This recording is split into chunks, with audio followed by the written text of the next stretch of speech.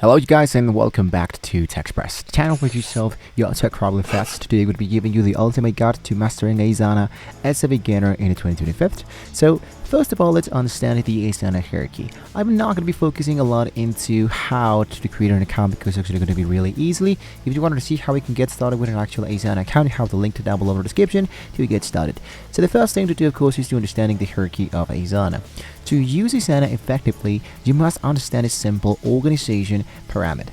So this one works with workspaces or organizations, the top level representing your entire company or the professional sphere. In this case, you will be appearing here into the left section. So as you can see here, we are directly into a Asana home dashboard, where you can see everything about your tasks, your projects, the task assigned, goals, people, and so much more. You can filter that and customize this here into the upper right corner, where you can check out the background, you can check out the widget, the status, the private notepad, draft comments, forms, and so much more. Then we have teams, a group of people. Basically here, such as the marketing, the operators, people, etc, etc. And then we have the projects. So here into the projects, these are where the work actually gets done. The project is, think of it as a container for a specific goal, like question number 3, content creator, for example. And lastly, we have directly inside the project, our tasks. These are individual actionable items within your project, such as the draft website or copy. So your first action is to create a new project. So if you clicked into this button of your orange one, you can see that we can start from a task, a project, sending a message, create a portfolio, or choose an actual goal. This is where you can create one of them really quick. For example, let's say I click here into projects. I have my project here directly already been created, and there we go. Every time you achieved a project or archive a project, you can create a new one in the free version. Directly here, when I click directly, let's just start with my project view. Because Asana offers multiple ways to view your work. So catering your different professional styles, you can switch between them instantly at the top of your screen. For example, here we have the list view, the default and best starting point. This is a simple to-do list format, perfect for linear step-by-step project. But then we have, for example, the board view. The board view is a Kanban style layout, excellent for visual workflows. You will see columns like the to-do list. I changed this for post-production ideas and production, so you can customize as you wanted to.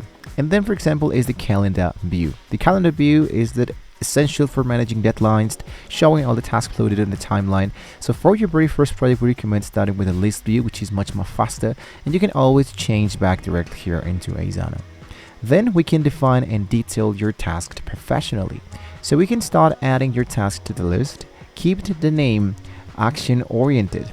So for example, finalize budget report.